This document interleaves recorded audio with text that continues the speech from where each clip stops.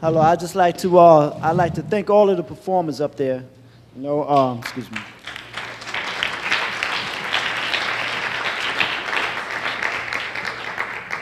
Not only for your performance, but for your resilience. For going through what you have gone through and continuing on the path of positiveness. You do a good justice for all of us. And I would like to thank you from the bottom of my heart, and I would like to encourage you and tell you that you really do have a community of supporters. In spite of what others might say or in spite of what you may go through, you do have a community that is behind you and that wish you well and that will support you wholeheartedly. Thank you very much. I just want to say I work with rehabilitation through the arts, and I just want to thank you for sharing your stories with us. Thank you. I also want to thank you. I think it was a very powerful performance. I think both the performances were very powerful. And I just want to say, as an educator, I often find myself working with students that sometimes have come in hard times and have had to say that they've made some bad decisions and they're looking for a second chance. And I think one of the most powerful things was hearing near the end there that job interview with some kind of recapitulating some of the ideas from before, and particularly emphasizing the resilience and how the actress rephrased her experience and how she's moving forward. And I think it was very powerful, and I look forward to sharing that with students. So thank you. Congratulations to everyone. I think the performances were amazing. I'm proud to be on the board of CCF. Good job. The question is,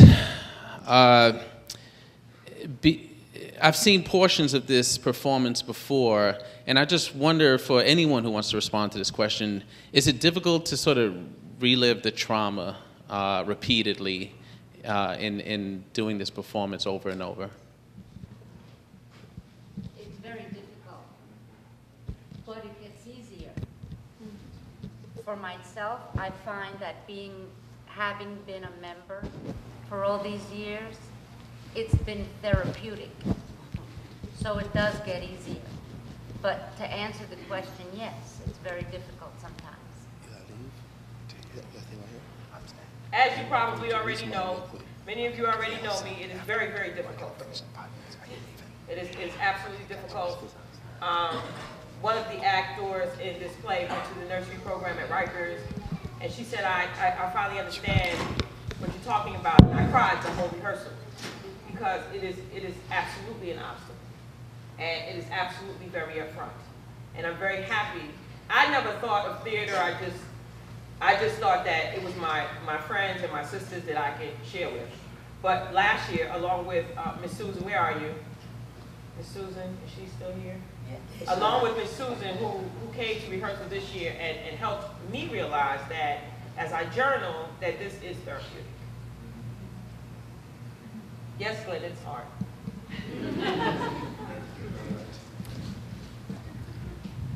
Oh, and I also wanted to add that it's hard, but it's still happening.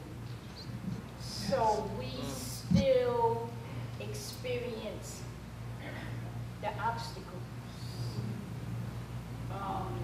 Looking for housing, going out looking for jobs, we're still faced with the same dilemma. I just wanted to let everybody know that all of us are successful now. Yeah. All of us. We're going to school, we're in school.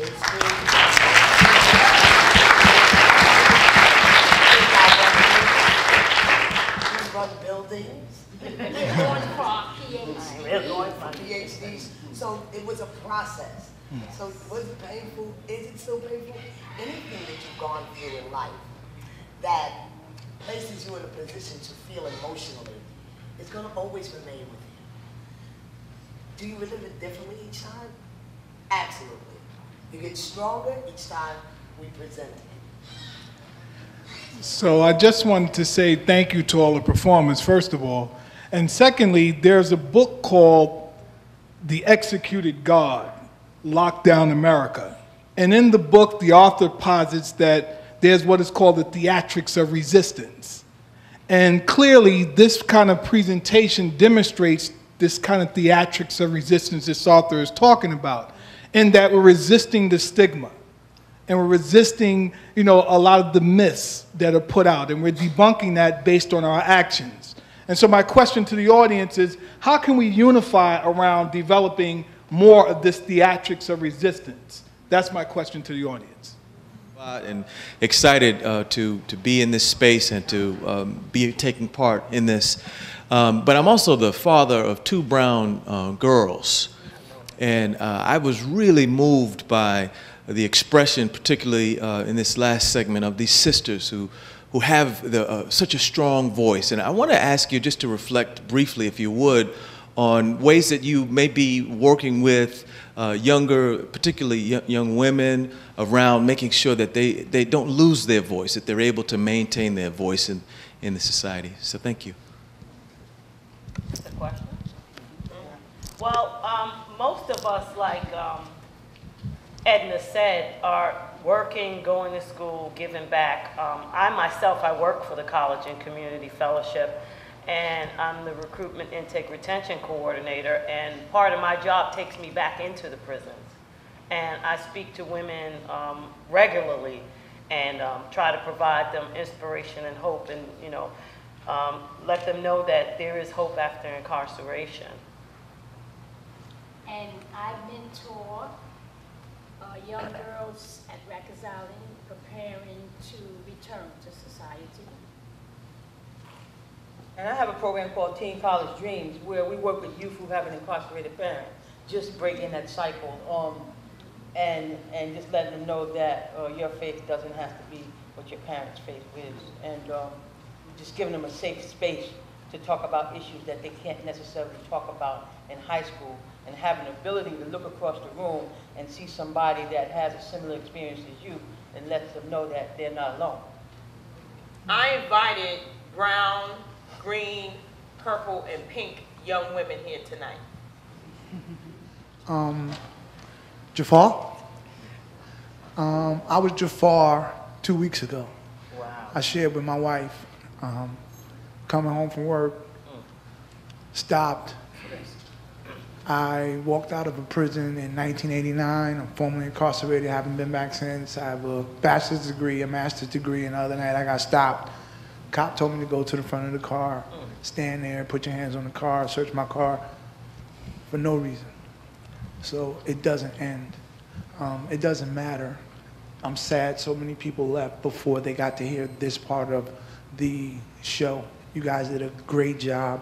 Thank you. Thank you.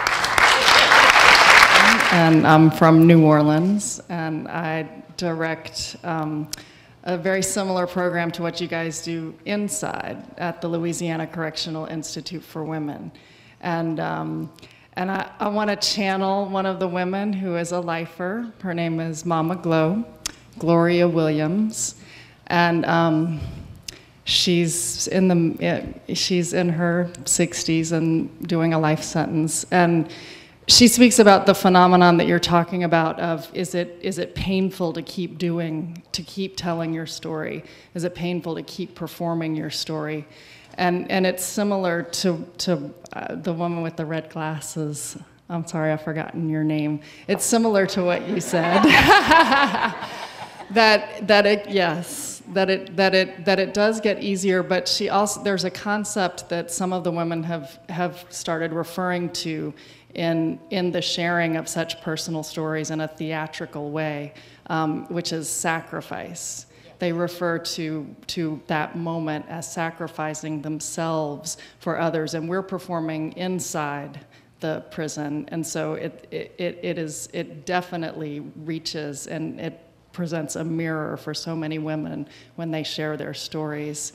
And so we started with the idea of sacrifice, and now again, Mama Glow has transcended to a new image, which is that each one of these tellings of a trauma that she does in a public way like this is like removing a garment of shame, and she is ascending a stairway to heaven. And And she also, one more image to share with everybody here is that once that garment of shame is gone, she puts it in the trash. And whoever wants to go digging in the trash and pick it up and use it is fine with her, because it's not hers anymore. So I just want to share that with you guys, and just say for the man who said the theater of resistance, it is happening. It's happening in the South too, y'all. And and I would love to hear, I don't know if anybody wants to get into the nuts and bolts of this, but I'm trying to develop a program on the outside now with the same women who have graduated from school, and we're calling it the graduates, and I would love to hear about how y'all fund this stuff, because I think it's amazing that you're getting paid to work with your experiences of incarceration to help others. So. The funding that College and Community Fellowship gets, we get for other work that we do. We run a program that provides support services to women coming out of prison, and we work with them while they earn their college degrees. We're not an arts organization. This is a project of the organization that the organization is committed to, using whatever small amount of general unrestricted funds we can come up with from private donations. But we're not funded to do this work. This is just a small project that we're committed to. Our primary work is providing academic support services to women coming out of prison. We're looking for funding. So if there's any funders in here who would like this work,